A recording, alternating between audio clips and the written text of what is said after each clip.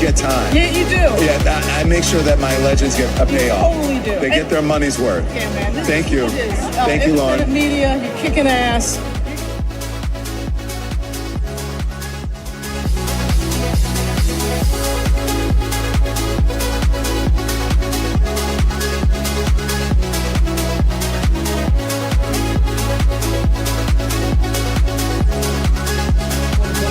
Talking about sounds like Mandambi. And I got two questions.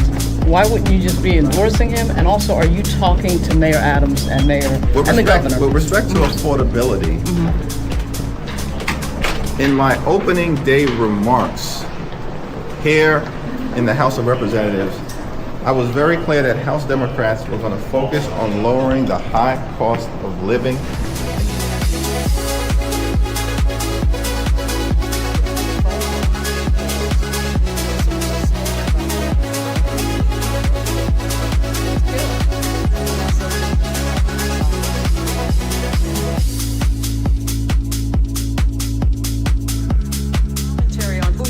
Like it's a negative commentary on a certain group of people for absolutely no reason. I actually don't think.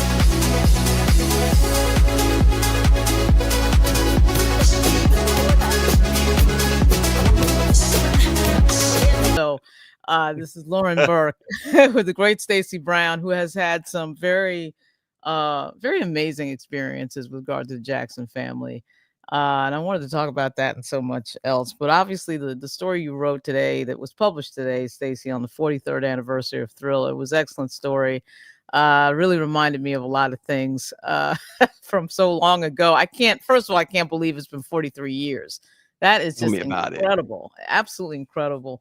At any rate, you know, the part in there where you were referring to a lot of things. And it's funny, when I searched for your story, a few others came up that were interesting. Reuters had written something, I think on the 40th anniversary. It was a pretty good story. I went through all the statistics and all that. But, you know, that part that you had in there with regard to the strangest part being that how alive everything sounds, how modern everything sounds. It is amazing to listen to particular tracks. Human Nature is one of them. Almost, but it does sound like that could come out today. Like Human Nature could come out today. But at any rate, go ahead. Go just talk. No, absolutely. And it's funny because you opened with Billie Jean, which was the first track off of the first. Well, I think it was it was one of the first tracks anyway, off of the Thriller album. Of course, that video, I just remember, like everybody else, the video when he's walking and the floor is lighting up, and we're like all mesmerized, like only Michael Jackson can come up with something like this. And it may seem so simple today when you look back on it, but it wasn't. This was all. I mean, this guy was. When you say innovator, and you look up innovator in the dictionary, it's like Michael Jackson's, like his face is right there, because that was so innovative and it was mesmerizing, of course. And then when you think of that, Fred Astaire called him about this performance. But that really, it was, of course, the album, but it was that performance of Billie Jean that cemented Michael Jackson, or really, I say cemented him as the king of pop, but it really made his ascension, his rise, his meteoric rise so palpable globally, because everybody, Lauren, I just remember you couldn't have a party, certainly a block party, you know, like you, I grew up in New York, without the Billie Jean dance off. Like unbelievable. Right, exactly. I mean, it is crazy. It is crazy because I think, too, the other thing that strikes me is that, you know, that era of music, I think, was a great era, the 70s, 80s, and 90s. I thought it was a great era of music. But one of the things that happened, too, with Michael Jackson and Quincy Jones was they sort of made, they rose the bar on albums in a way that was crazy, because it used to be that you would get an album and maybe there were 2 hits on it, and then that was pretty much it. And then Michael Jackson comes along with 3 consecutive albums, really, where almost literally every single song on the album could have been the starting debut song of the album, the only hit on the album, or the only 2 hits. So there was no filler on his albums, and particularly with Thriller, there literally is no filler on that entire album. Well, Which is no, crazy. no, and even when you think about the unsung tracks like "The Girl Is Mine," which is Mhm, probably the only one that was really unsung, mhm, or "Baby Be Mine," not "The Girl Is Mine," "Baby Be Mine" was the name mhm, of the track, and it's such a dance track. I mean, you could dance on that thing all night long, mhm, and people don't talk about "Baby Be Mine" at all when it mhm. comes to Thriller. Of course, because you talk about Thriller, you talk about Beat It and Billie Jean. Even the Paul McCartney song, the duet with Paul McCartney, "The Girl Is Mine." Right. Um, that you talk about those things. That's the one track people don't talk about. And the another one I think is not talked about enough is, I believe, Michael's best ballad that he's ever done. And arguably, folks can argue other things, but "The Lady in My Life." Right, I know. Great, great song. Great song. It's Yeah, a great song. great song. Yeah, Well, and I think it was the last track on the album, I think. I believe Yeah, you're right. and Yeah. it was yeah, that was a very interesting thing, right? Because it just was again one of these albums you listen to the entire album over and over and be on the treadmill or not be on the treadmill, just be walking. And really, there is no, I mean, it is amazing. I thought in one of the articles there was a mention of how much the album cost to produce, which in their dollars was 700,000, in our dollars is over 1 million. Mhm. I thought that was interesting. But of course, most of that goes to the studio time, the musicianship, and everything else. And dealing with Quincy Jones, that was going to be everything's going to be on a very high level. But I just, I do think that given what the situation is in the music business now, and the whole AI thing, and everybody sort of trying to copy what's already been Yeah, done in yesteryear, which really sort of means that you never move forward because you're just copying what's happened in the past. exactly. And what makes good music so often is the fusion of, yes, you're copying, but you're making it your own type thing. Even with like some of the Beatles wanted to be a Motown group, but they did all the Motown covers, but then they put their own flair into it. So you're copying, Right. but you're making it your own. So I just thought that it was really an era of music that I think can't be duplicated. Like you don't have albums, you don't No, have like the 9 and 10 songs to come out that are all together on one project. yeah, Beyonce probably comes the closest, right. but it's hard. It's really hard to do that. Well, you think about it, I mean, you had Springsteen doing his best in the '80s, of course, was his best, years. Aerosmith's best years, in my opinion, was the '80s, late '70s, '80s. But then, of course, George Michael had the huge Faith album, in which I think he had, like, Right. 5 consecutive #1 hits off that album. Madonna, we were Right. introduced to Madonna, and she came out with, like, a Virgin, and Right. it was so much stuff. Tina Turner's big Private Dancer album came out in the '80s. Lionel Richie's Can't Slow Down, which is the biggest selling Motown Right. album ever, Can't Slow Down, by Lionel Richie. And so, of course, you had even Marvin Gaye in the '80s, Sexual Healing. How big was that? So the '80s gave Right. us a Right. whole lot of stuff. Right. And of course, obviously, the king of the '80s, no doubt, was Michael Jackson. Yeah. Yeah, and everybody was copying him, and he started showing up in like, remember that scene in Beverly Hills Cop where the guys have the jacket on and Eddie Murphy Yeah, walks by them and it's just like every little thing goes back to Michael Jackson, and everybody's trying to everything. copy him. It is, and he's not copyable. The problem is if you can't dance like that, and if you could dance, you probably couldn't sing, and if you sing, you probably couldn't dance.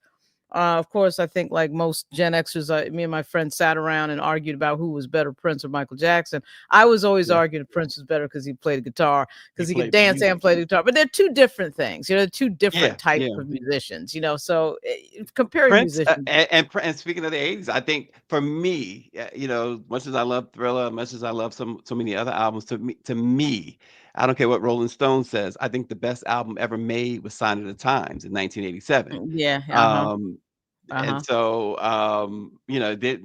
it didn't sell like Thriller, but nothing sold like Thriller. I think that right, the closest there was 2 albums that was for a long time was competing with Thriller, and that was the Saturday Night Fever soundtrack, the Bee Gees, right. for the most part, and Sergeant Stevie Pepper's? mixes. No, Stevie Oh, mixes Rumors? Rumors. Yeah, Yeah, but Fleetwood I think Mac, it was the yeah. best of though. I don't think it was Rumors. I think it was the best Oh, of wow, wow. their best of, and Right, so right, but Thriller, this studio album. My gosh, I mean, nothing comes right. close to the sales. Right. I do think that it actually I forgot until you were talking about it this morning on Let It Be Known that for some reason I forgot Beat It was on this album. It felt like Beat It was a separate thing. I mean, I don't know, but I mean, I do remember, of course, when that came out, that revolutionized the whole concept of music videos and what you did in the video. Yes, Video had to tell a story and all this. And even though the video doesn't really tell some big deep story, it did tell a story, and it right. was an easily followed story, and then everybody started copying that.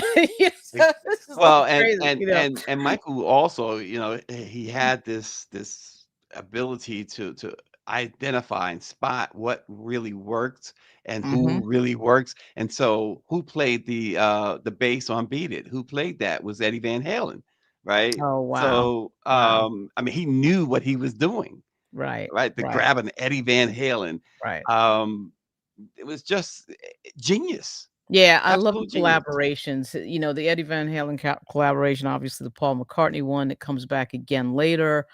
Yes. And in fact, I think if I had to pick a quote weakest song on there, I think it would be the Paul McCartney song, but, again, I think it's Right, hard when you have to kind of 'cause you have to make a song that both artists can be comfortable with. That's a challenge in itself. But, saying it's weak, of course, is not weak right. by And another standard be a number 1 hit, right? But, yeah, it it's is the one crazy. song that you could argue that, okay, this was just gratuitous, right? Because Paul McCartney, we talking about early 80s, the Beatles, Lennon had been killed not long ago at that point, Right, and the Beatles were still, the Beatles. They were still they wasn't right, together, but they were right, still like this royalty. And then you marry Michael and Paul, and you got all these rock fans and these Beatles fans and these pop fans, and Michael knew what he was doing. He knew what he yeah. was doing. Yeah, he did. He had a plan, no doubt about it. And, the other thing I was reminded of too, reading your story and some others today, is that he was only 24 years old when this came out. All right. I mean, I knew he was young, but I didn't realize it was 24, you know. Think about that, right? Uh, yeah, it's crazy. That is crazy. It is The year crazy. And this is a guy it's crazy. that, he came out of that Motown machine, right? And you know that they really, got to give Berry Gordy a lot of credit, but you also have to give, and I always say this, the one thing I always say this, and I think people don't fully grasp is the Jackson brothers. I've always Yeah, now none of them, as talented as that family is, none of them, of course, had the talent that Michael Jackson had. However, one of the things I've always said is to be able to share the stage and hold your own with Michael Jackson says something about you. And his brothers did that for years. right, And their chemistry. I've always said the one concert that was better than a Michael Jackson concert was a Jackson's concert with Michael and the right, Jacksons. right, Um, that energy that his brothers, it was a great thing to bring the Victory Tour. He didn't want to do the Victory Tour. He was embracing the fact that, hey, I'm a solo artist, but he was talked into it, and it was just, with all the problems that they had getting the show off the ground, et cetera, et cetera. Don King was involved. The right, former owner of the New England Patriots was involved, Mr. Kraft. I don't even know if it was Kraft at the time, it was someone else, but right. nonetheless, they had so many problems, and to the point where when they finally launched in Kansas City in 1984, Michael was like, you know what?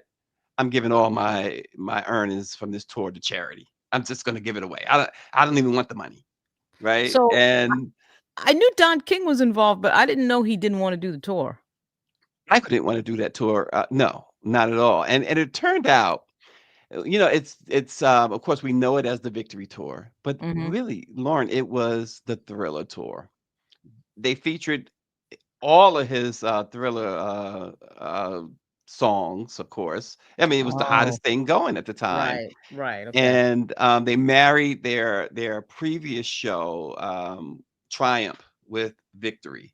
And so Oh, what you okay. saw in Triumph, if you didn't see the Victory tour and you saw the Triumph tour, you pretty much got the same thing, except of course the Thriller songs. Oh, And if those were fortunate enough, there was a couple of songs, a couple of shows toward the end, I believe, Dodger Stadium, where they played State of Shock from the Victory album, with oh, Mick I didn't know that. Jagger. Wow. Yeah. So Mick didn't join the legend had it that Michael wanted Mick to join the show, and Mick, I think the Rolling Stones was touring in Right, London overseas, and Mick was like, "Listen, I'm not gonna take a transatlantic flight for a 10-minute show, right, because the song would be 10 minutes if they did it in concert, right. Wow, wow.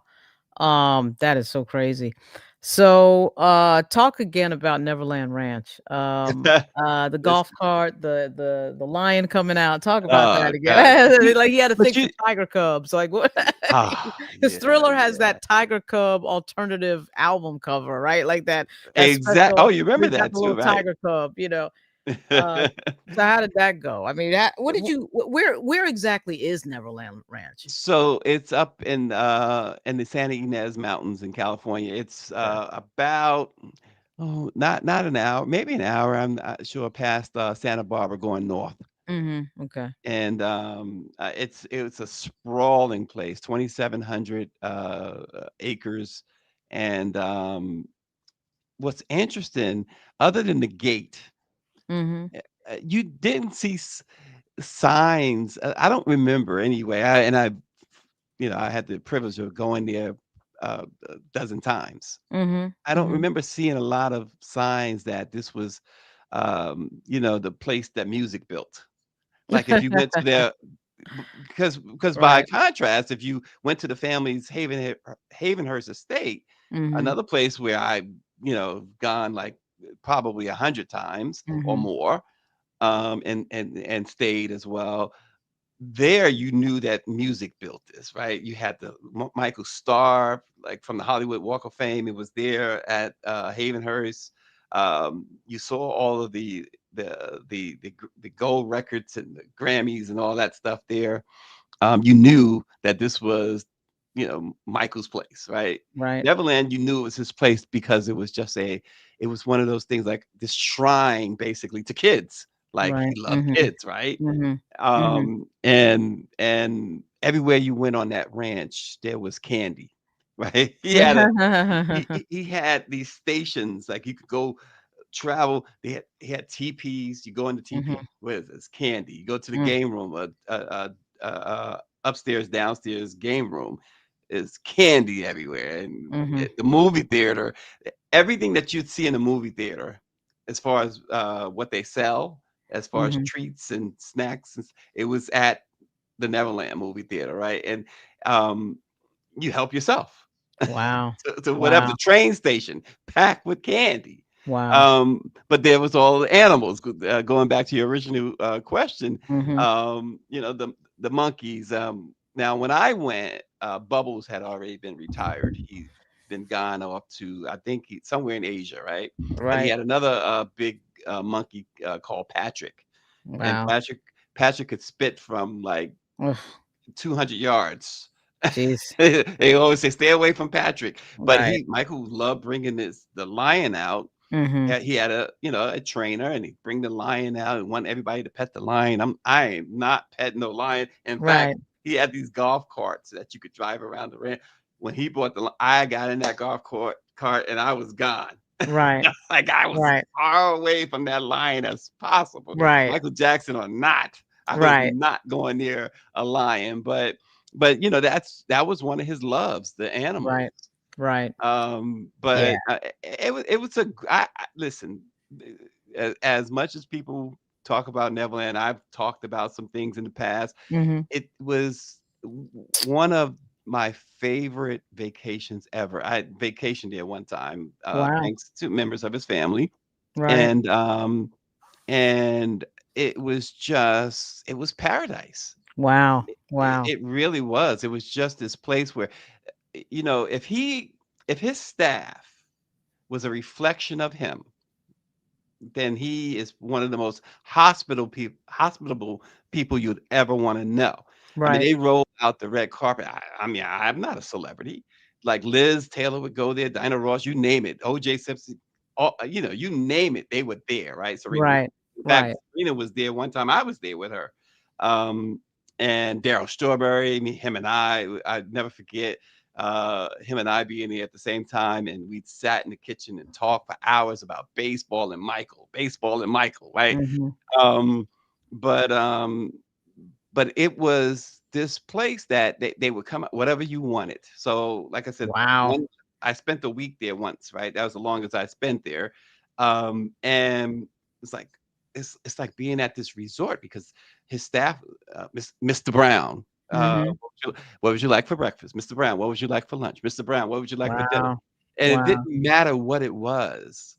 Like you tell if they didn't have it in stock, somebody would run out and get it Wow. and they'd prepare it Wow. for you. And you talk about the best of chefs. So he knew how to spoil his guest, even if he wasn't there. One Right. time I was there, he wasn't there. He was doing some sort of thing. I believe it was in Germany or whatever. And it was so interesting to me. I remember this so well because I remember like his staff, the housekeepers, they was surrounded this TV in a dining room Hmm. watching their boss on TV.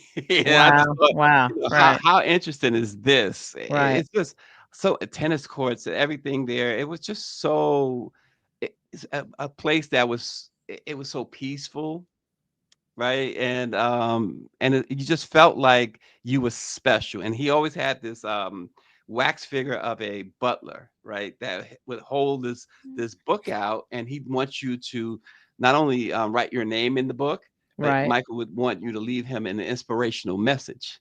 Wow. And I would read stuff. I go through that book and I'd see what like Diana Ross with with the kisses she'd leave, and Right. Liz what she would write, the Kardashians, and and back at that point they wasn't the Kardashians that we know today, Right. right? Right. Kim was dating his nephew, Right. Right. um, and they would leave these Chris and Bruce Jenner would leave these messages, and everyone you wrote in the book, and so I would always write in the book as well, and we were always Hmm. told he read every single thing in that book. Wow. So he Wow. wanted to know who was there, when they were there, and how they enjoyed themselves, and he wanted a message. Right. Wow. Um, Wow. Yeah. Unbelievable. And somewhere in this world is that book, yeah. probably as part of the estate, or does the family have a museum or anything? The Jackson family have any sort of museum type thing? No, but I've always heard, and that's a question, that I could certainly ask people at Mhm. the estate. Two things. You just gave me that idea.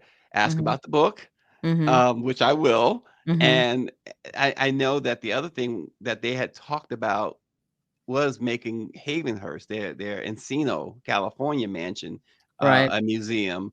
I don't know where they at with that. Or have they just scuttled those plans, or are those plans still alive? Right. There's so many Jacksons. I bet that plan is probably still alive if I had to guess. I would Because think so. you just need a place to put stuff. Yeah, And that's just exactly. what it is, you just need a place to put stuff. Um, it is an incredible thing. Just the level of talent there, and not I'm just telling you. Michael, but primarily Michael in terms of the one who broke away. It really Mhm. broke out, but just incredible. I mean, I thought, His nephew is playing him in the movie. right. When is the movie come out? Is it out? It's May. May. Oh, Coming out in May. May. Okay. It feels Yeah. like it's out because I keep seeing clips on YouTube, and I'm like, Yeah. wait a minute, is this out? And I missed the fact that it came out. No, But they his just released, 2 weeks ago or so, the trailer. Okay. Yeah, he does look he does capture it. Like he captures that. Of course, what's so difficult is nobody can duplicate the moves or the singing. So, who better though than a family member to try, right? And It's listen, like, let me tell you something. uh-huh, You mentioned the talent. The talent runs so deep in that family. uh-huh, So yeah, I remember Jafar, who's playing Michael. right, I remember him as this little, almost not baby, but like this little toddler, almost like 4 or 5 years old. And just remember he and his siblings and his cousins and being around them and the joyfulness that they all have, but the talent that right, these little kids, you saw you could not help but to see the talent. All of them, Jackie, Jermaine's kids, Randy's kids, Reevy's kids, all of the kids, so much talent that right, it's just how can one family, and we're not just talking about the brothers and Janet and the sisters, the nieces and nephews, and Catherine and Joe had what, about 30 grandkids, right? right, right. They all are extremely talented and a good looking family too. Yeah, right. Exactly. Exactly. Well, I mean, I think the fact that their parents, started them out, and it's going to be interesting to see who depicts them and how they're depicted in the movie as well. It's going to be a very Yeah. interesting Yeah. moment of casting on a lot of levels. But at any rate, like it's going to be the fact that they, started out so young, singing and playing and everything else. Just amazing story. Indiana. It was a little conversation that came up about Indiana. I used to work for a congressman from Indiana, Andre Carson, and when they were talking about the district switches, they mentioned where the Jackson family had grown up, because that was never in his districts, outside of his district. But it kind of reminded me that, we think of them now as a California family, but of course the family originates from Indiana. Right. I'm like sitting up here trying to figure out whose kid is Jafar. Jermaine. Jermaine. Wow, that makes Hmm. sense. Yeah, Jermaine, Yeah. one of my favorite. Jackie and Jermaine were my favorites as a little kid. Certainly, Michael, of course, is everybody's favorite, but Jermaine was a huge hit if you're a little Jermaine was girl. I always found Jermaine to be perhaps the most interesting of all of them. He and I were probably the closest of all the family Oh, members. wow. And he, we would sit up at 2, 3, 4 in the morning, Right. and he just spill. Wow. And they had this office over the garage at Havenhurst, and the office is where you see so much of their photos and stuff like Right. that. And we sit up there, and he just talk about how things were and how he oftentimes wished that they could just give all that fame up to go back to Gary and just be regular Right. people. Right. But one of the things that, and I always encourage, or offered encourage, not that I think he needed it, so I won't say not that he needed it. He definitely needed it. But I would Right. always encourage him that, listen, and they say it a lot too. So and I didn't originate this, but his family does, and Jermaine says this himself. But listen, you guys, it was 9 of you. You were poor, and nobody turned to drugs. Nobody turned to Right. selling drugs, committing Right. crimes, being on drugs. Right.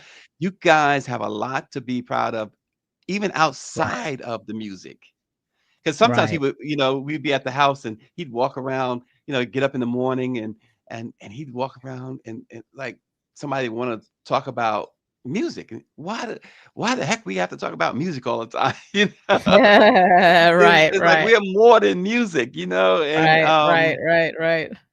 and so him and I would do a lot of writing, and at the same time, while we'd write, because he had these ideas, we once Jermaine and I sat and we did this treatment for it, what we thought would be a great TV show called Right. Chicago Times. Of all things, it was about a newspaper in Chicago. Right. Uh-huh. Uh-huh. And we worked on this for months and months, and it's so interesting because John McClain, who is one of the estate executors, he was in Atlanta at the time, and we would run everything past him. We're like, you gotta, you gotta be the legal counsel on this, and blah Right. blah blah blah blah blah. And so we would work on things like that, and at the same time, Jermaine would be producing music that he would never. And I was always encourage him with that too, because the stuff that he would write would be Mhm. amazing. And I always remember this one song that Jermaine did that he never, it never went anywhere. He never released it, never, gave it to a record company. It was called Crystal City. Hmm. And he would jam it in the house, and it would sound so good. And man, Jermaine, you are onto something here. Because my thing with Jermaine, he was such a Marvin Gaye fan. He idolized Marvin Gaye, Makes sense. and broke down and cried like a baby when Marvin Gaye died. Yeah. Yeah. But I used to always say, because my favorite Marvin Gaye song has got to give it up. Oh, And wow. every time I hear that song for some reason, and I used to tell Jermaine this all the time, it always made me think of Jermaine. And I was like, Right. Jermaine, when you do a show, you got to give it up in there. It could be your Right. tribute to your idol. That's a good And idea. and he would always say, yeah, that's what he would say. That's a great idea. That's a great idea. You really think so for your start? You really think so? You really think so? I'm like, yeah, absolutely. Because he had the chops for it. That's for Right. sure. Yeah. Oh, absolutely. Absolutely.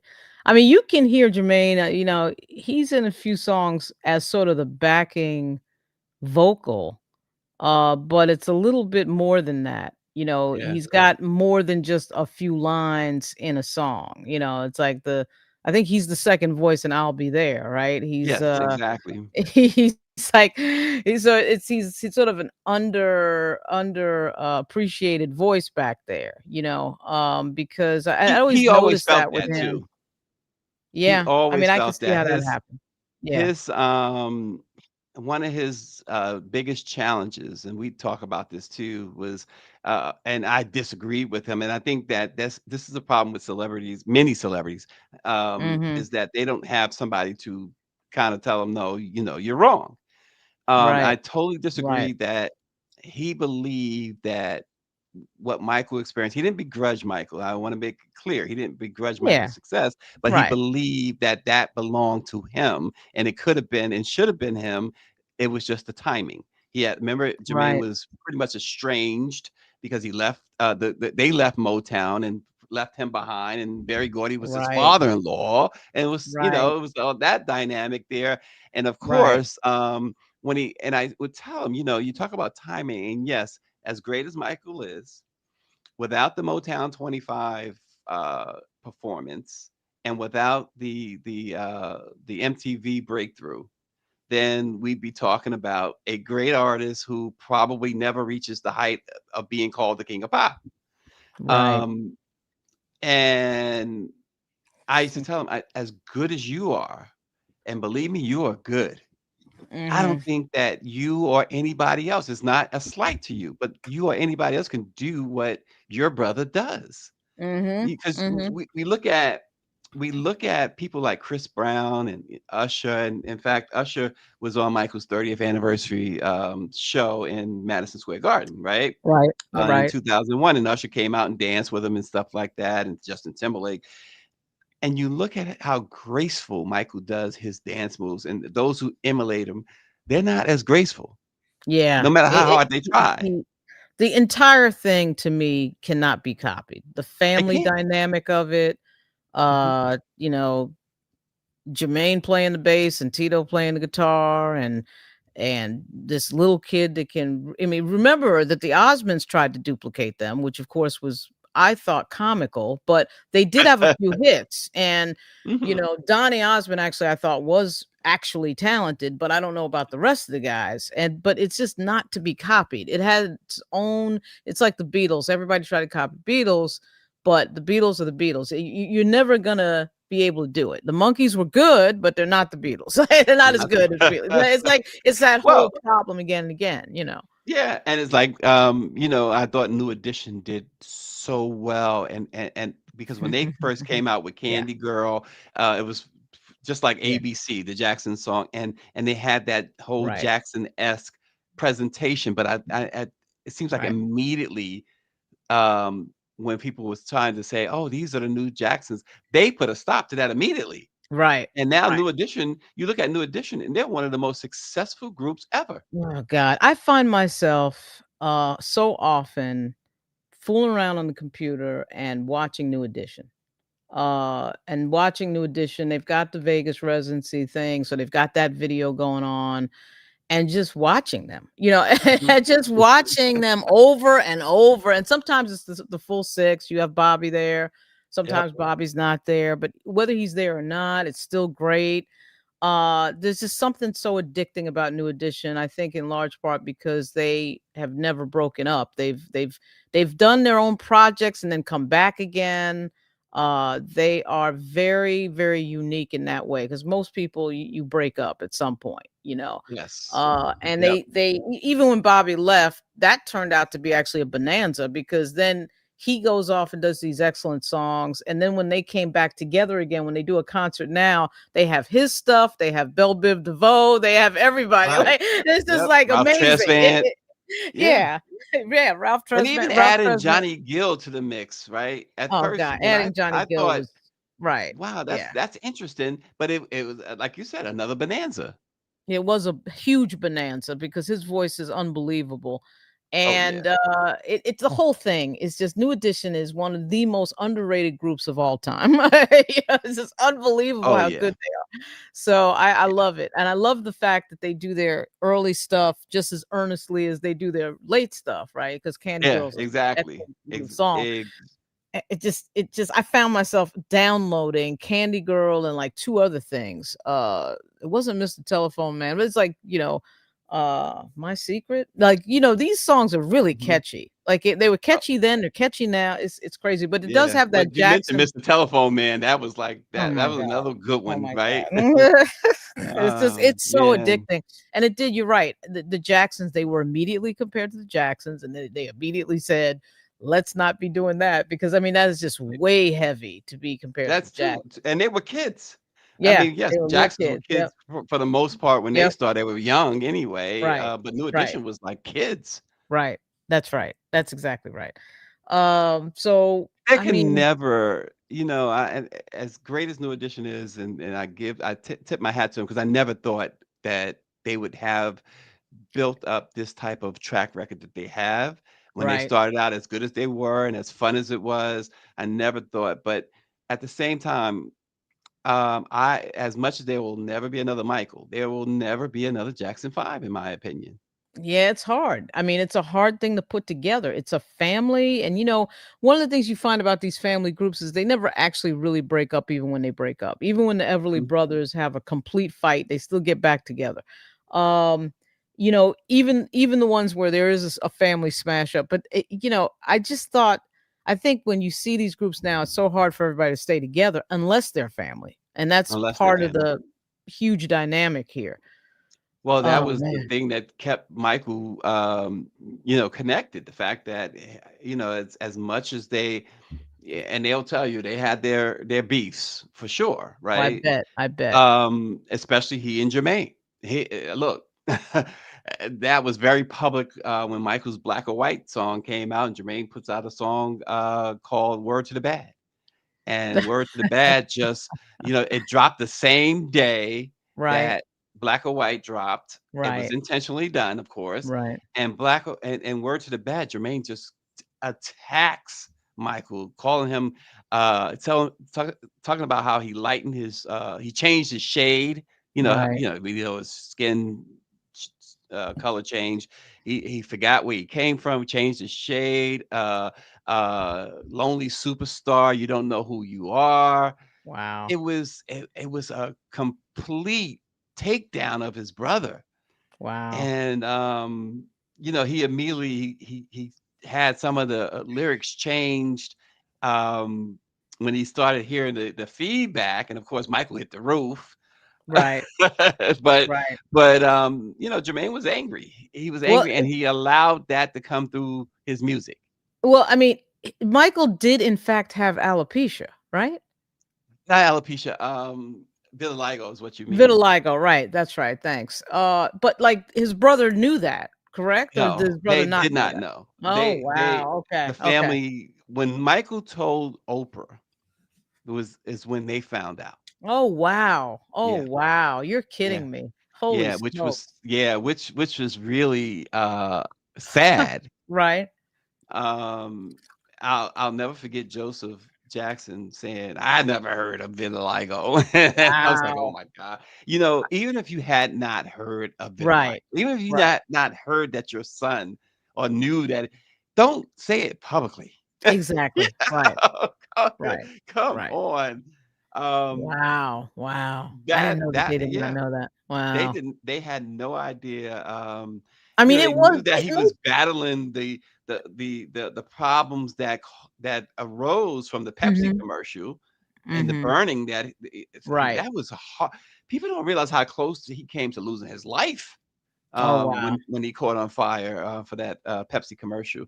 Wow. Pepsi paid him a lot of money afterwards, that's for sure. Right. But you know, that didn't take away the scars and unfortunately, you know, not, and we didn't intend to go down this road. We want to, you know, celebrate the 43rd anniversary of Thriller, but Mhm. unfortunately, that fire is Michael's ultimate demise. That was his Right. ultimate demise. Did it lead to painkillers? It led to the painkillers, the drug addiction, and ultimately, you know, the drugs is what killed him. So, go through the fire for a second. What happened there? So, what made it worse, obviously, the fire itself is horrendous to be burnt, Right. but we got to remember, and we've already said this. He didn't want to do the Victory Tour, right? Right. Pepsi was Right. this big sponsor of the Victory Tour, and so they did a commercial in which you know they had reimagined the lyrics to Billie Jean to Pepsi: The Next Generation, Right. and Michael was to come down these steps to all these pyrotechnics and fireworks would go off. And it did. Right. He didn't realize if you go back and look at that, and it's I mean, you could pull it up. When he's coming down the stairs, his hair's on fire. His brother's already down there, right? Mhm. And they look up and you know, you see it was gosh, it was John, I think it was John Lennon's kid Mhm. who jumped on Michael, if I'm not mistaken, it was somebody, and so some reason in my head it was John Lennon's kid who jumped on him, tackled him to help put the fire out. His Michael didn't even know he went to a spin Wow. with his hair on fire, Wow.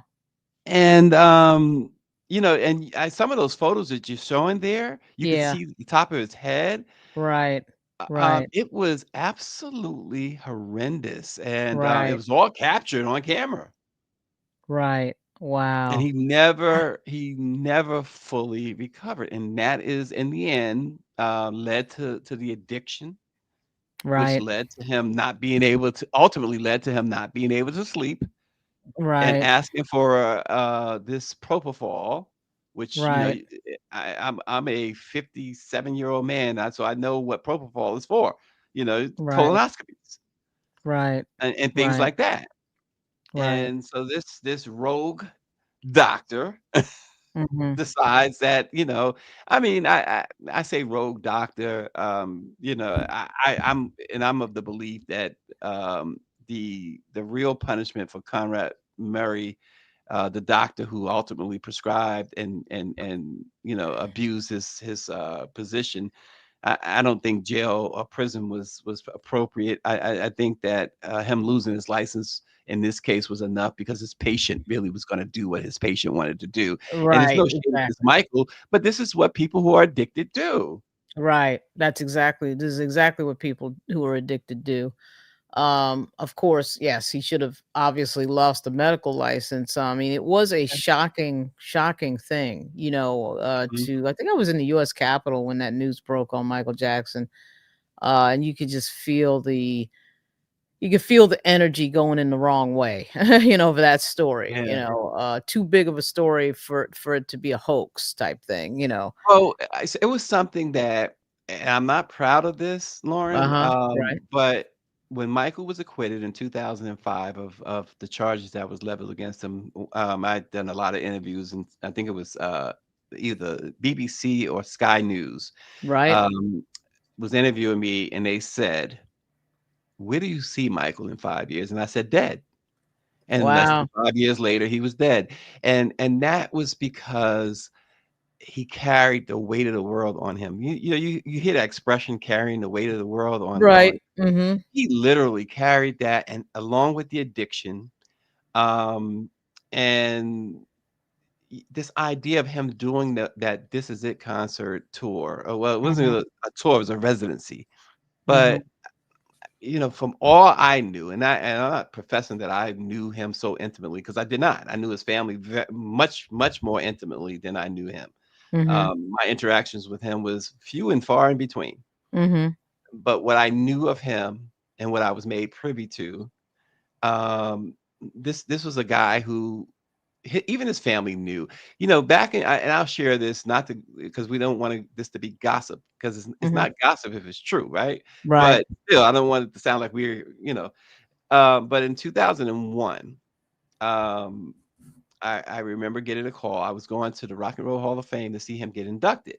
Right. Same night, Aerosmith got inducted. It was at the Waldorf Astoria in New York. Right. And one of his, well, even Catherine had asked me beforehand. She said, I heard you're going to the Waldorf, and none of the family was going to be there. And she said to me, she said, when you see Michael, let me know what your opinion is, how he's doing.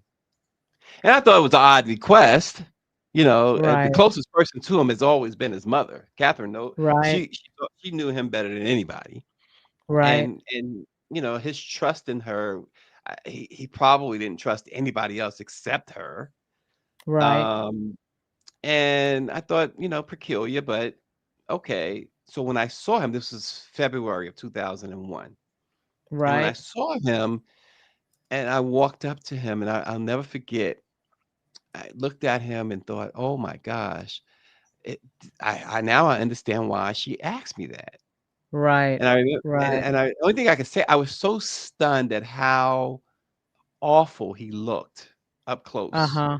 Right. And I say awful, let me say awful that, he looked out of it. His eyes were bloodshot red. Right. His neck, I always described his neck as he looked like from his neck, not his Right. face or anything else, his neck, he looked like he was 95 years old. Right. Um, and he looked like this is a guy who just got inducted into the Rock and Roll Hall of Fame. I mean, moments Right. ago.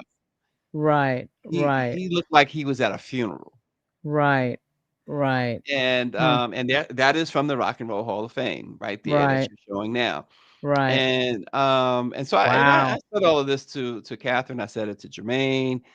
Jackie and I talked about it as well. And then a few months later, September rolls around, and that's his 30th anniversary concerts. Mhm.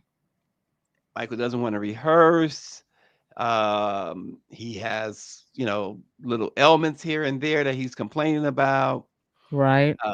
There's a celebration after the first show at Tavern on the Green, in Central Park, and he's telling Jermaine, I don't think I'm gonna, because he had two shows, the Friday Mhm. show and then the Monday show.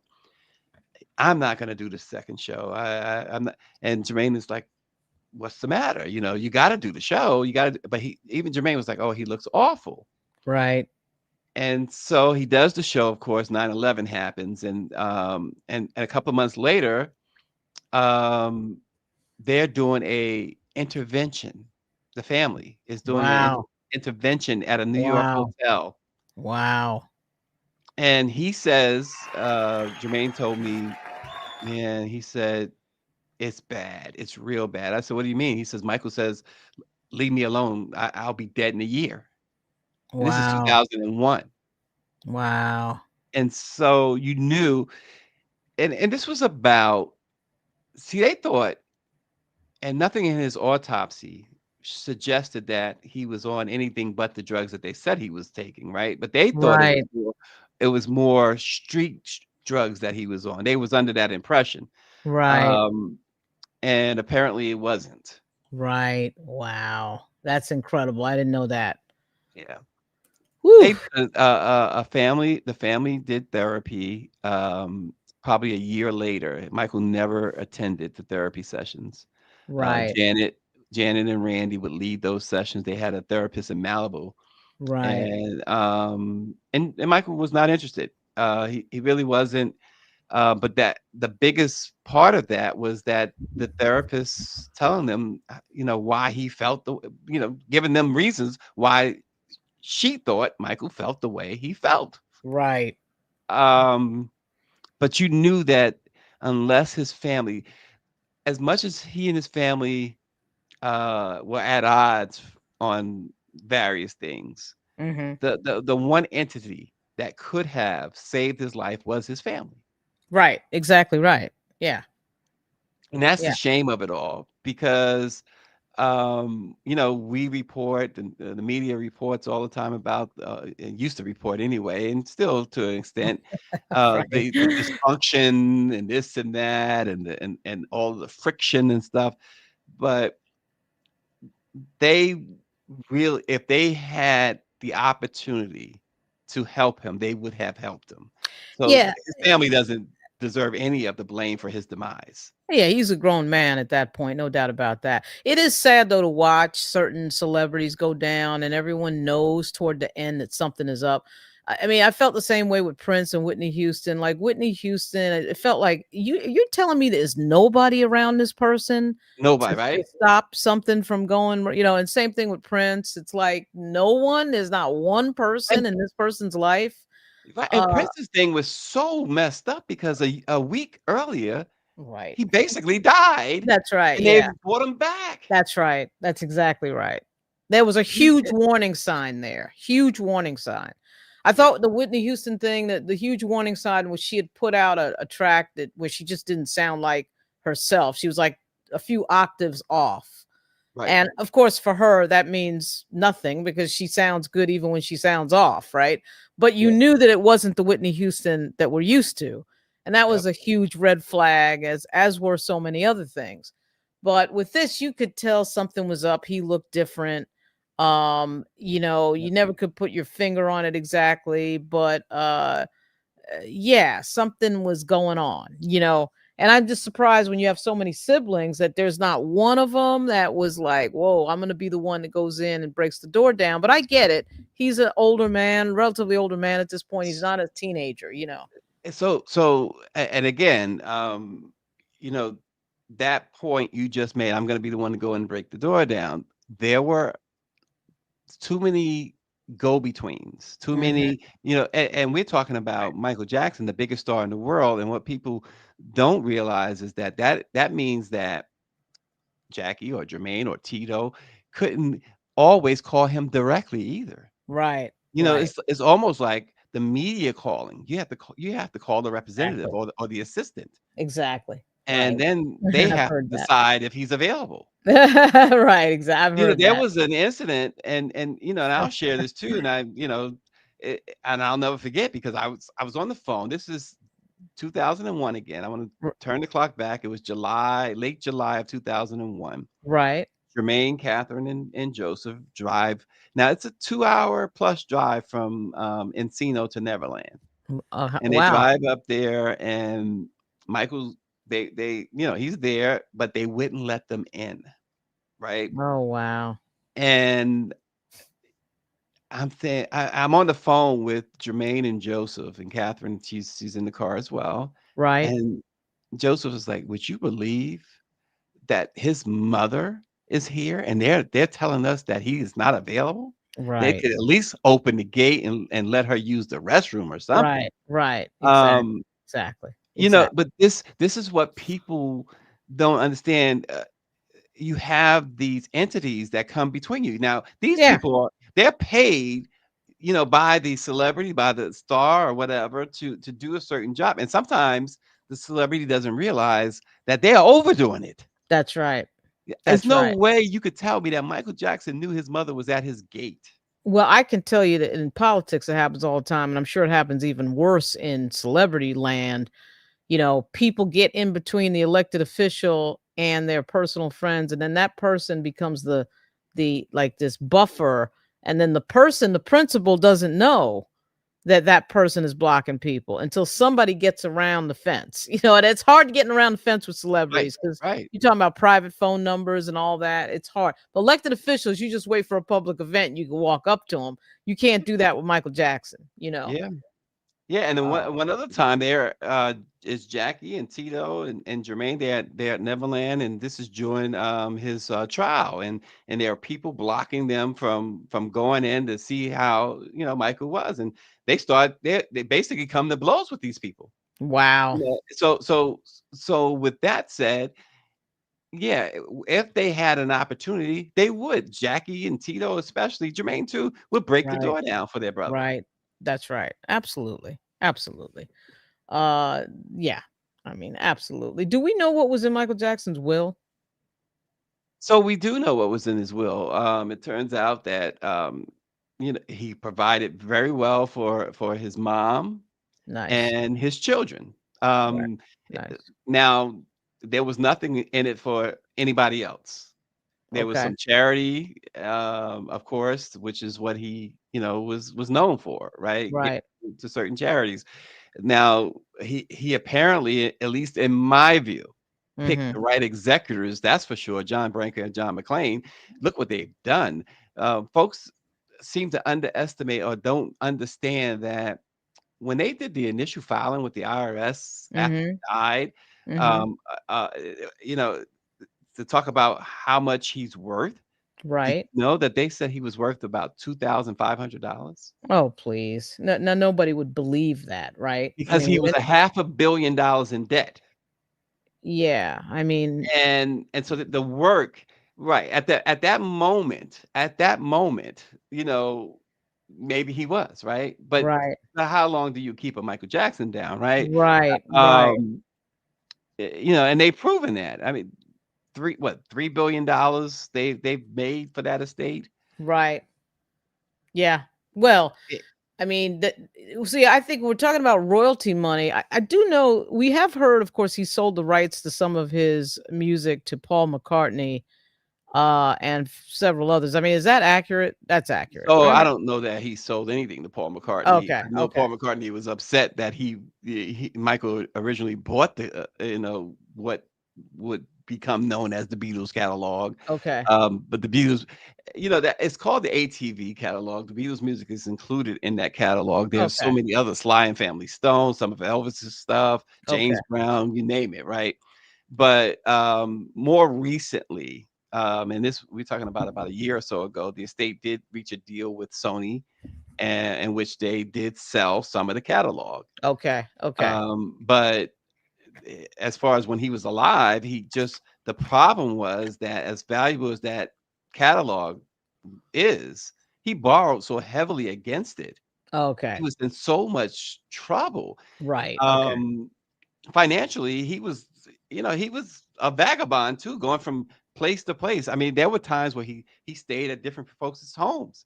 Oh, There okay. there was Michael Flatley. I'll never forget. You remember the Lord of the Dance? Yes. That guy, he Yeah. stayed at his house. Wow. Wow. There was Elizabeth Taylor had a place, I think, in Switzerland somewhere. He stayed there. Wow. Wow.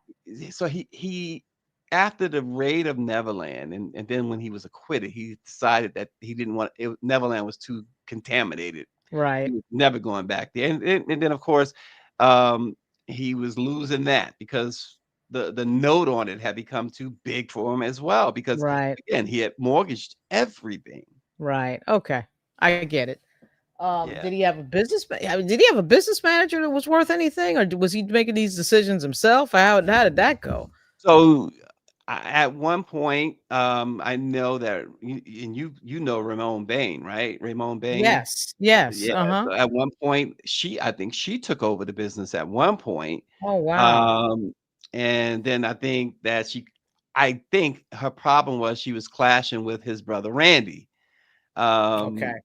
who, at some point became the manager.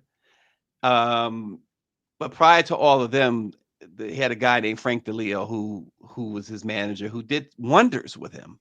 Right. Right. Who knew what he was doing, and of course, one of the i- his current executors of the estate, John Branca.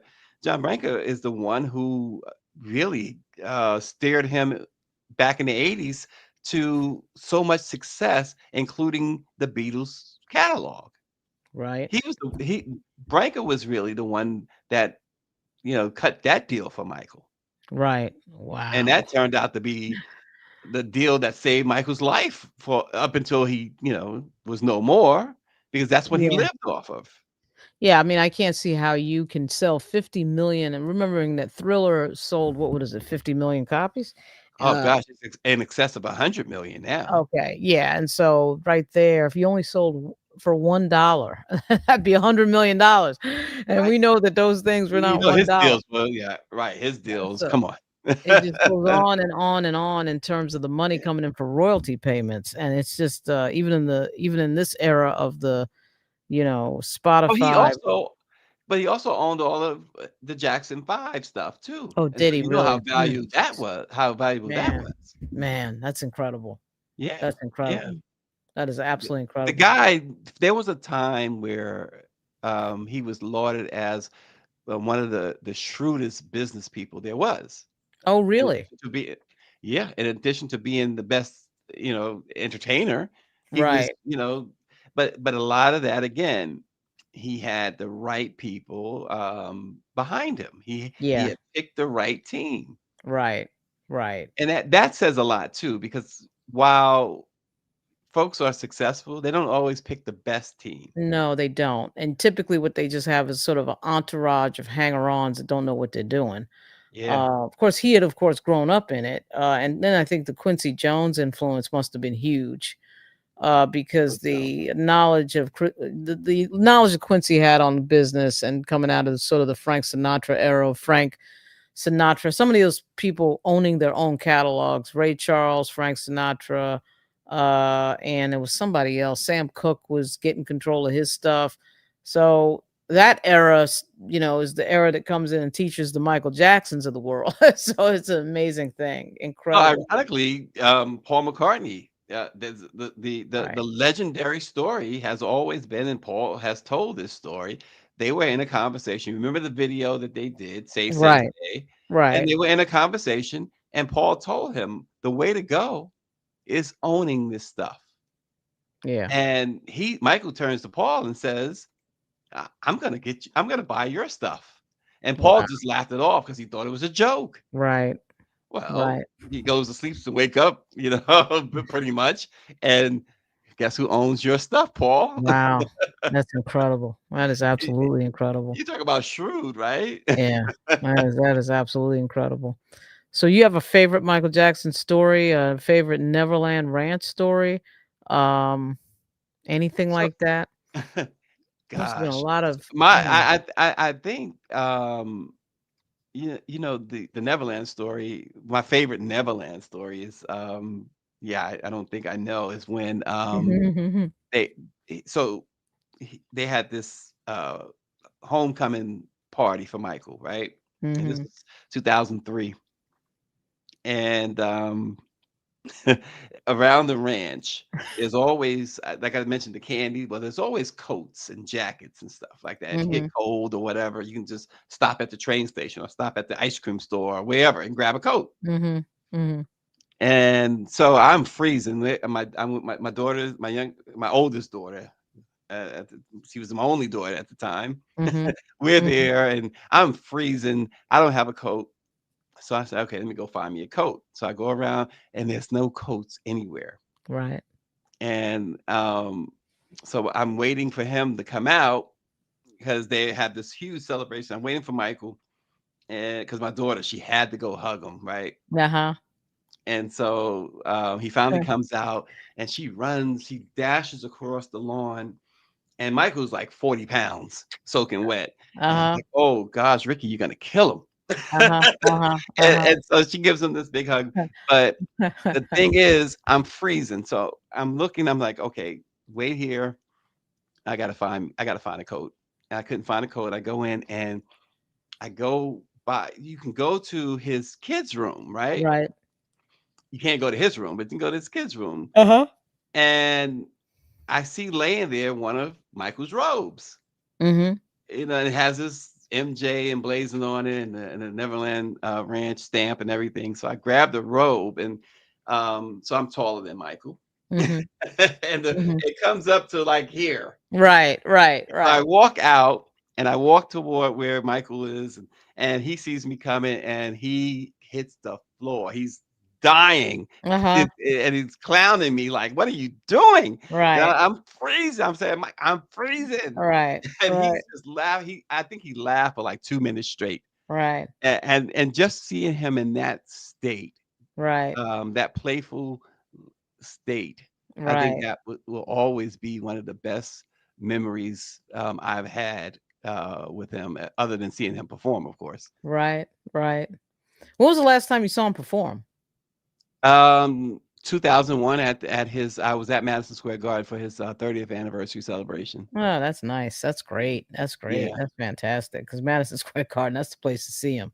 Oh, Woo. that's without question, it's a place to see anybody, right? Yeah, exactly right. Damn, that's But great. that was star-studded. I mean, who's who. I remember, walking in right next to Reggie Miller, the basketball player, because he's a huge fan. Susan Lucci, she Right. sat right next to us. Her Right. and some other soap stars, and it was just amazing Oh, stuff. that's I mean, crazy. That's crazy. who's who was Yeah. there, and I remember walking around.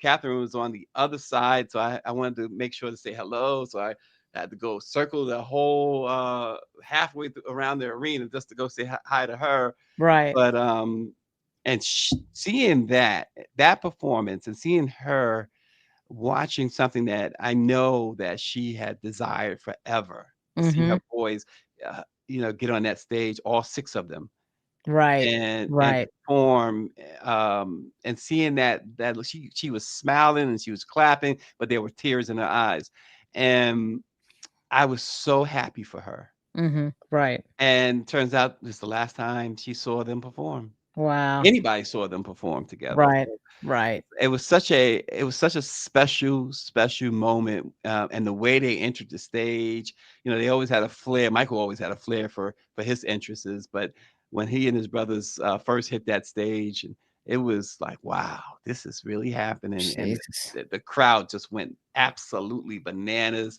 It was Liz Taylor who introduced them. Yeah, He loved man. loved his Liz Taylor. Yeah. Yeah. Yeah. That's It was just to see that sight, to be there, to be just like, not far away from that stage and watch it happen and unfold, and Mhm. to see all the sparks come out, and the pyrotechnics and stuff, which they love. They just absolutely love. Yeah. Um, and then Michael comes out with this like space suit on, the helmet, everything, and he tosses the helmet into the crowd, and it was just, and the people around, there were folks who had one, like they were dressed like they were going to beauty pageants, and other folks who was dressed like they were going to the club, and other Right. dressed like they were going out to a five-star restaurant. It was Right. Right. Right. it was Right. Right. unbelievable that it was a different Madison Square Garden crowd, because Yeah. when you walked into the garden. So he entered on 8th Avenue. He and Liz walked in together, and I think you have a picture of it. In fact, it's like right there if you go back up. Yeah. He and Liz Taylor, This they right were here. making Yeah. that right there. So there Yeah. was this huge red carpet, and if folks who know anything about Madison Square Garden in New York City, Right. across the street is this old post office, which is now, it's Right. not just the old post office, but now it's Monahan Yeah. Station, and it's beautiful. Yeah. That's right. It And is beautiful. all these Yep. steps, right?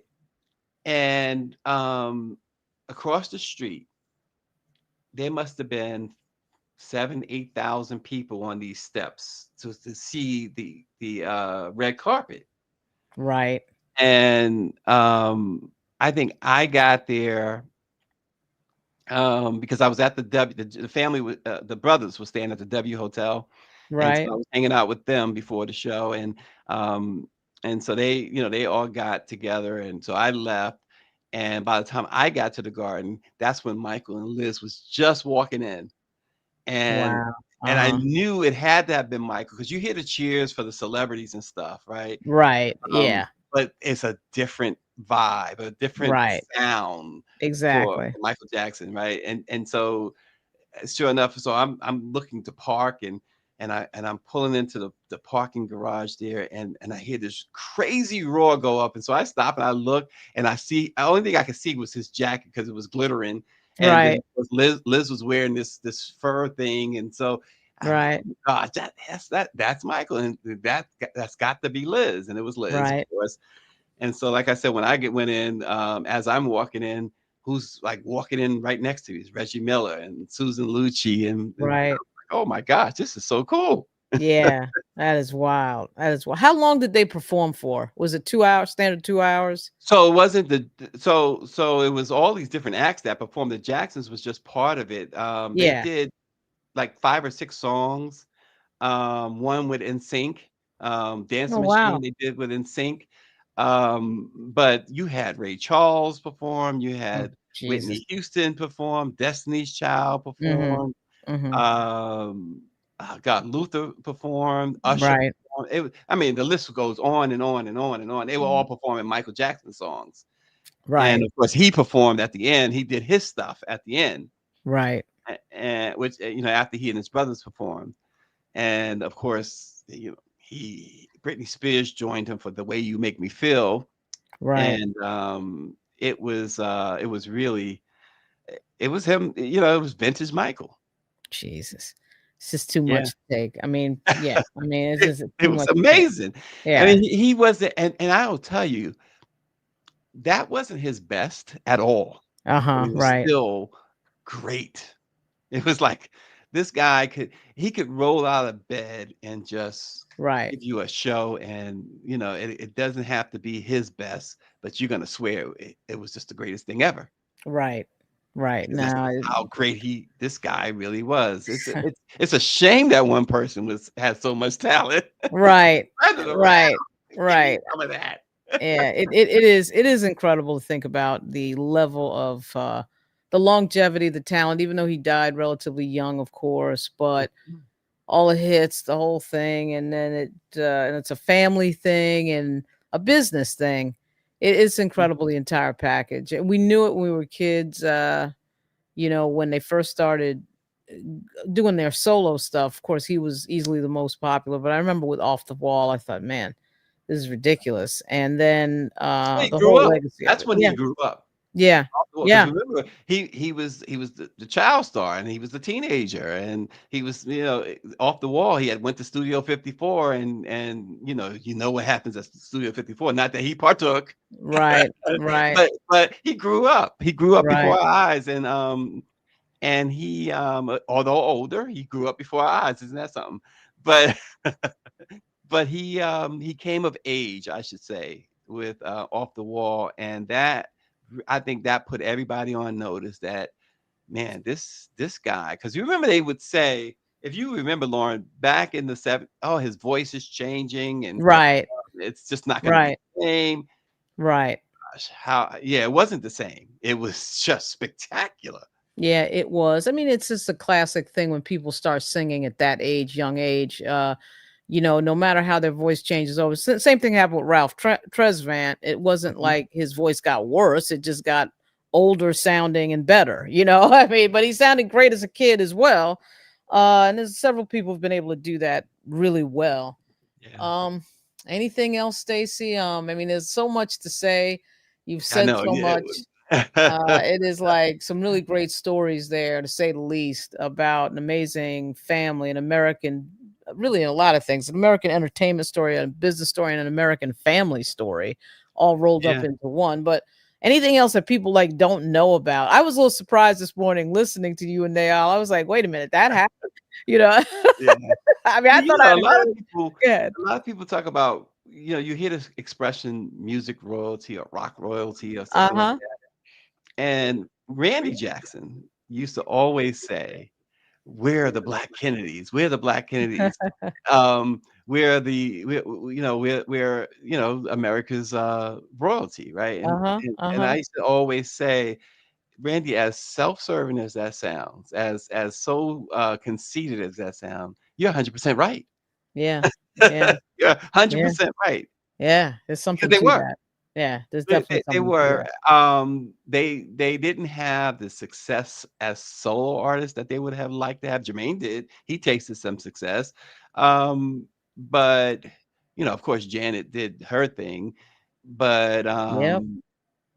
they were a very special group, and I think the saddest thing, as shocking and terrible as it was when Michael died, to me, the saddest was just last year losing Tito. Tito. Yeah. Yeah. That was just, I Yeah. hadn't talked to him, I haven't talked to them, and it's been a long time, but that one hit me, here. Because Yeah. Tito was such a guy. He's a dude. Tito's a dude. Yeah. He's one of those guys who's like, yeah, that's my dude. Yeah. So real. So he could be, and he's not the oldest, but he could be anybody's big brother. Who is the oldest? Jackie. Reeby's the oldest by Jackie's the oldest. 11 months, but Jackie's the oldest boy. Yeah. Oh, Jackie's the oldest. I didn't realize that. Wow. I thought Tito was the oldest. Holy smokes. Oh no. Oh man. Yeah. Jeez. When you look at YouTube and you see some of the view counts on some of these songs, it'll knock you out. 1 billion, 2 billion. You see the 1 billion in the YouTube Unbelievable, right? count. Oh, say again. Unbelievable. That is unbelievable. I mean, even for them, it's unbelievable. It is, but it's unsurprising because music transcends everything. The power of it is just undeniable on so many levels. So I'll tell you one other story real quick. yeah, Lauren. yeah, So, do it. so we talked about when Michael was inducted into the Rock and Roll Hall of Fame as a solo artist, but when they were inducted in 1997 in Cleveland as the Jackson 5, at this point in their life, Jermaine and Randy were really going at each other. It was like they couldn't be in the same room, right? Right. And so they get word they're gonna be inducted. And so I'm there with them. It was me, Jackie, Tito, and Jermaine. We're in the kitchen and we're talking. This is maybe about 9-10 o'clock at night. And Yeah. we're talking and they're fussing and they're going on about Randy's going to act a fool. He's going to embarrass us. Because of his beef with Jermaine, and Jermaine's going, yeah, what, we can't do nothing to stop him. And they're going on and on and on. Right. And I'm listening to this now. I was a fan before I knew them, right? It's still a fan, Right. and so they're going on and on and on, and it just immediately dawned on me that this is a silly argument, right? This is a silly conversation, and so I said, guys, can I say something? And Jackie was like, yeah, go ahead, Stacy. What you got to say? I said, what are you worried about? I said, Randy's not going to speak at this ceremony. What do you mean? We are going to speak. I said, Randy's not getting inducted. What are you talking about? He's not getting inducted. I said, Randy was not a member of the Jackson 5. It's the Jackson 5 who's getting inducted into the Rock and Roll Hall of Fame. And each of them, Tito, Jermaine, and Jackie. Right. You're right. It blew me away that the principals involved Right. didn't understand. Right. And they were like, yeah, Randy don't even have to be there. Right. And it turns out I don't think Randy made a trip to Cleveland either. Oh wow. Wow. But this went on, Lauren, it went on 20, 25 minutes. And I'm just guys. It's like it was just so unbelievable. I'm thinking, Randy's not a Jackson 5.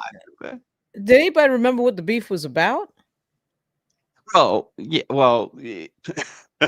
So to the extent you can talk about it, it's fine. You had a lot of photos when you had the Jermaine photo up, photos of Jermaine up. Jermaine was with that beautiful woman, Alejandra. And Alejandra had children with Randy, and then she married Jermaine and had children with Jermaine. Oh wow! And okay.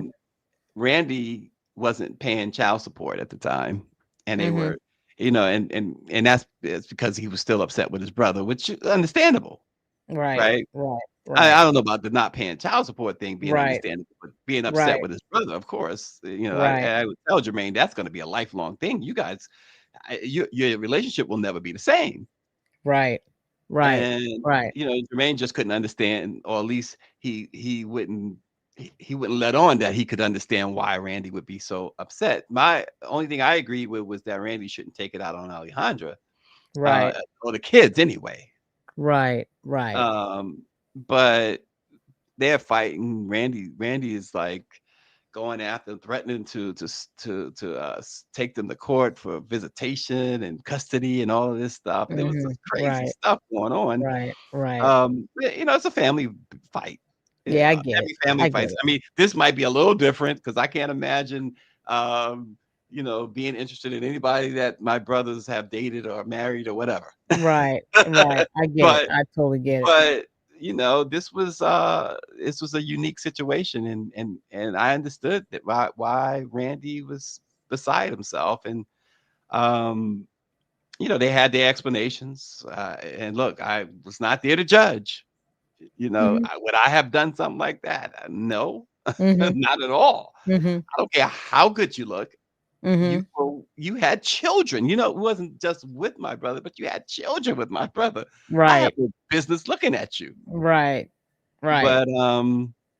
But they were at the height of really going at it at that point in Right. 1997, and so that's what the whole thing, and so he was concerned. Jermaine was really the one that had the most concern that he might go to Cleveland and grab the microphone and say something crazy. Right. I get it. Yeah, I get it. I've been in a been in a few moments where people were afraid somebody was going to grab the microphone and go crazy. So I know how that is. And there's somebody I had to speak. Like, it's a pretty amusing conversation when that happens. Yeah. And I Um, was like, listen, he's not even, he was the Jacksons. He wasn't Jackson 5. It's not the Jacksons who are right. being inducted. It's the Jackson Right. 5. Right. That's a So, good point. That's a really good point. Good thing yeah. you were there. That Well, ceremony I might don't not know have why it happened. even came. I don't even know why it even came to my mind, but I just wanted Right. to just relax. Right. And Exactly. and that popped into my head. It was like a light bulb went on. Yeah. And That's it went on funny. for them too when I said it. And that was more surprising than even me saying it, was that how it just sort of caught them off guard. Yeah, that's They hilarious. hadn't thought of that. That is absolutely wild. That is absolutely wild. Is there anything next? Is there any new projects? Anything going on with them? I mean, obviously, the movie So, is a huge deal. That'll probably movie bring is a huge everybody deal. together for the premiere and everything else. I was thinking that. Yep. I I mean, I, that's I going was to be I was very thinking interesting. that. Yeah. Yeah. I would hope that it brings everybody together for the premiere. Yeah. Yeah. They have they have always had different schedules, put it that way, and Okay. it rarely seems to work out where they come together, or at least publicly. So Yeah. hopefully we see that. It'll be nice to see that, especially again, you just recently lost Tito. Of course, Joe's gone. It'd be nice to see Right. that. We know that Catherine is what, 94, 95 years old. Right. Uh, Amazing. Amazing. yeah. So it would be nice to see that they would all uh, I show mean, I'm up for sure that they had to come together for Tito's funeral. But you hate it when the family only comes together for a funeral. funeral. Exactly. Exactly. Um, yeah. And of Wow. course, I mean, not to sound negative about this, but at 94, 95, you don't know how much longer you have your mother. Exactly right. Oh, that's exactly right. And once they hit 70, you don't know how much time you have. But clearly at that age, you're making every phone call that you can at that age. And every phone call that comes into you, you get nervous. It's just Yeah. a wild situation. Well, Yeah, that's I just hope incredible. that they do, and I also hope that they talk to Michael's kids, particularly his daughter, because Yeah. she's the one with the most issues, and try and help her out, because you talk about somebody biting the hand that feeds her. My God, the Well, state has done wonders, and yet she has gone after them like crazy. what do we think these kids, are they related to him or not? Are they adopted? What is the So story of we Prince? they're his kids for sure, but Okay. there are more than one ways to have kids, right? Yeah, It is. exactly. Right. So Right. I mean, only thing that that it seems that we do know is that he adopted somehow, or they're his kids. Put it that way. Right. Okay. Okay. Yeah, that's fine. You know, Michael Jackson's he's never a linear, easy topic. You know, that's fine.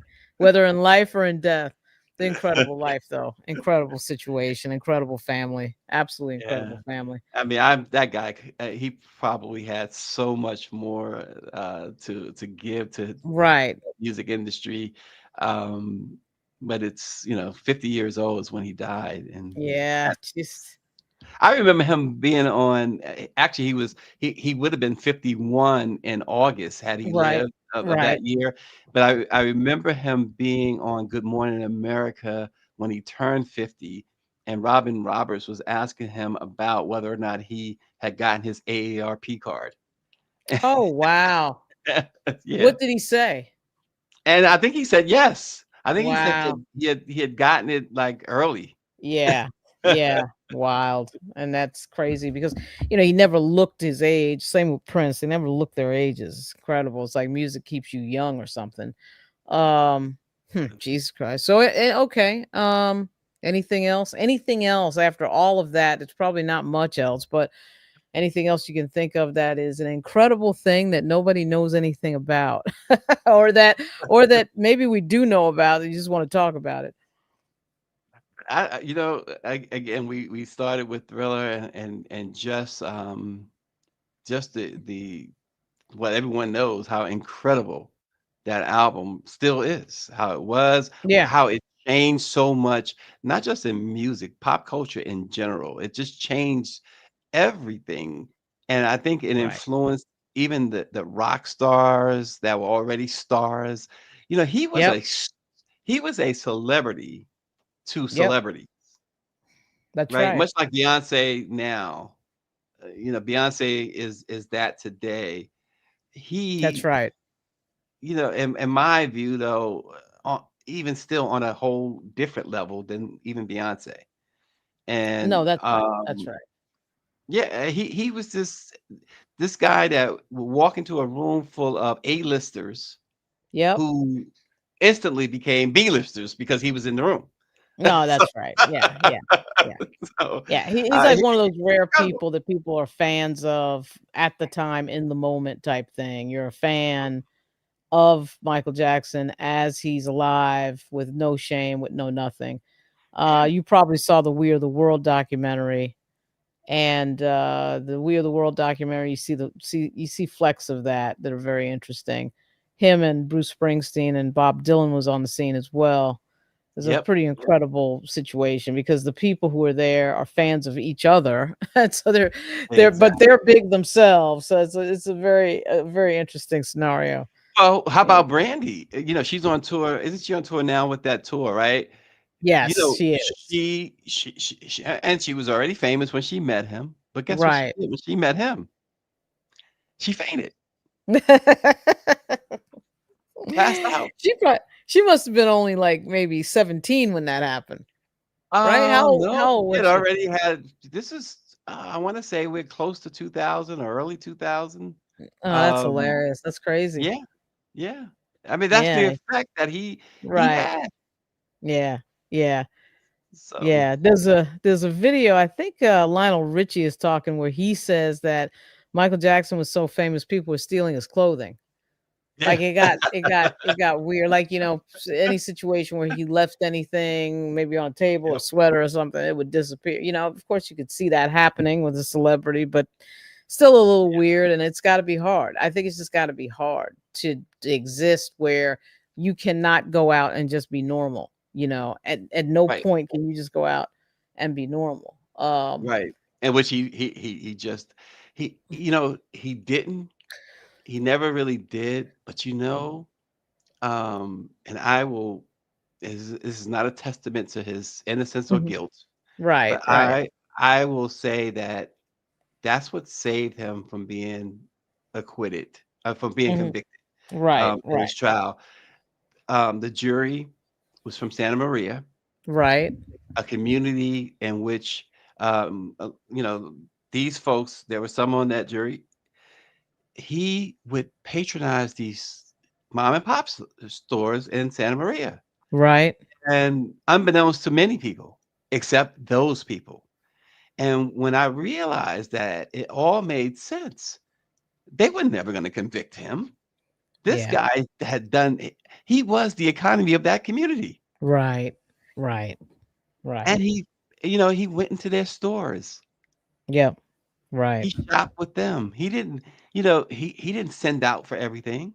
Right. Exactly.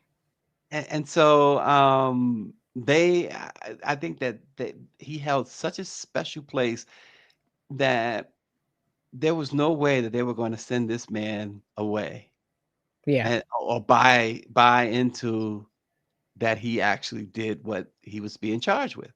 They were Yeah. gonna figure out how not to convict him, and they did. Yeah. Yeah.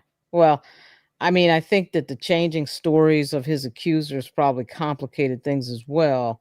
And there was something to the logic of somebody who had no childhood um deciding that they were going to have a childhood again on Neverland Ranch and have a bunch of kids around. And With you all know, that money, right? with all It's that like money. I mean, even though I thought that was initially very strange, when he sort of explained that in an interview, I thought that might not be as strange as I thought it was. But shout out to the which nephew was it that fought for him when, of course, Surviving Neverland came out. There was a nephew, I can't remember Tito's which one. kids. Yeah, Yeah, it was yeah. one of Tito's sons, right? And I mean, so that's another episode for another day. A lot to talk about here. So at any rate, yes, Stacy, it's great having you. And Fun shout conversation. out to the memory of James Wright. Yeah, It was absolutely. Taj Jackson. Taj is one of my favorite Jacksons. But yeah, shout out to James Wright. We found out that a writer friend of ours for the Washington Informer passed away. Found that out this morning, and that was not easy to hear. Yeah. So many things that happen in this life, and man, you got to really appreciate every day. There's no doubt about that. 63 years old. And you know, it was just a surprise. They're Yeah, saying that it was natural causes. We don't know what he might have been suffering with, but um, no foul play, which is good. So, yeah, but yeah. it was still a shock nonetheless. And one of the things I appreciate, though, I was going through Twitter, Mm-hmm. and several DC council people, McDuffie and a few others, Yep. and other folks were paying tribute to James Wright. Yeah, I'm sure that they yeah, I bet they were because man, he covered the stuff that a lot of people ignore. It doesn't get covered by the Washington Post, only gets covered by the Informer. Understood DC, knew DC well. He would be covering Kenyon McDuffie soon as well because Kenyon McDuffie, I think I would predict will be the next mayor of Washington I think DC. so. Yeah. And that is an incredible thing. That's nice of the members of the city council because James was definitely into politics. Everybody knew who he was. Well, he actually held a council seat in Seat Pleasant, Maryland, for 2 years, up until last year, in fact. Oh, I didn't know that. Yeah. That's great. That's Yeah. fantastic.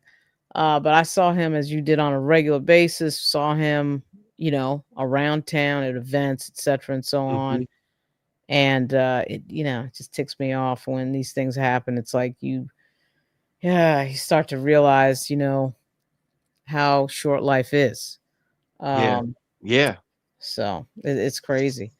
And 63 years old. He 63 years just old. Yeah. turned 63, in Oh fact, yeah, a few wow. weeks ago. Yeah. Yeah, that's wild. That is wild.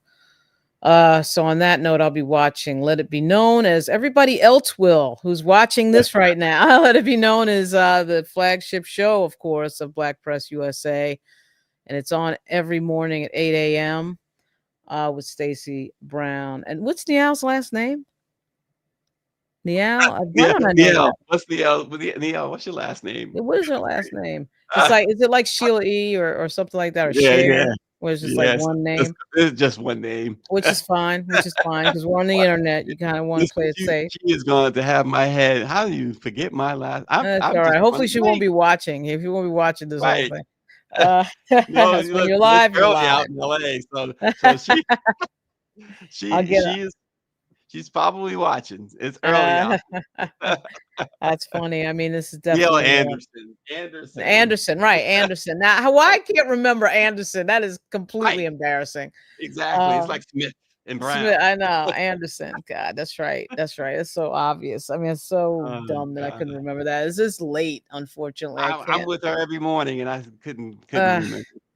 and my God. brain is frozen, and I'm also sort of keeping an eye on the Tennessee race off to the side here, so I'm kind of distracted. But Oh, how should about be that? able. How is that? What's the latest? The Democrat did lose, but she lost Oh, by he a lost. margin that would indicate that the Republicans are in big trouble. It wasn't razor thin, but it was close enough that I mean, this is a deep red seat. It should have been a blowout, Oh and it yeah. wasn't.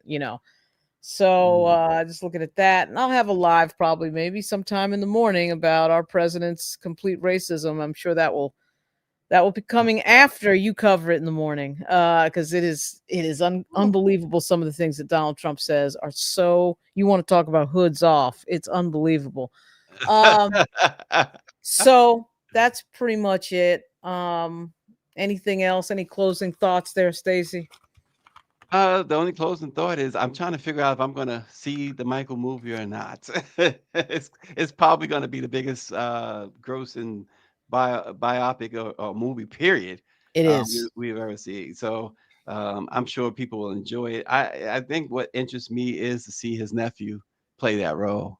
And Yeah, Coleman Domingo's in the movie, and I so is Nia see that. Long Yeah, And Lorenz Tate is one of my all-time favorite actors. yeah, I So love it'd him. be Who is hard he to stay away playing? from it. Who is Lorenz Tate? And Barry Gordy. Oh, is he playing Barry Gordy? That's Yes. great. That's Isn't that something? fantastic. That is Yeah. fantastic. Okay, yeah, that's gonna be probably do a live on that at some point. Do a live movie review of that movie in May of 2026. Yeah. Okay, that's it. I think that's it for me. I'm gonna run the outro, my very long outro, which I am going to modify in some way. Probably not to make it shorter, but I do have to add a few informational points because this show is gonna have some themes. So there's probably gonna be a Money Monday and a Tech Tuesday, for example. Oh, okay. I gotta talk about money and I gotta talk about tech, and I'm a tech gadget nut.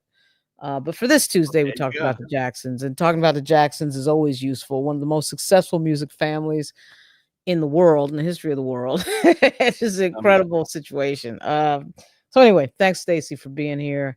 Thanks for having me today. Really appreciate it. And I'll see you. I'll be watching in the morning at 8 o'clock. And thanks again, everybody.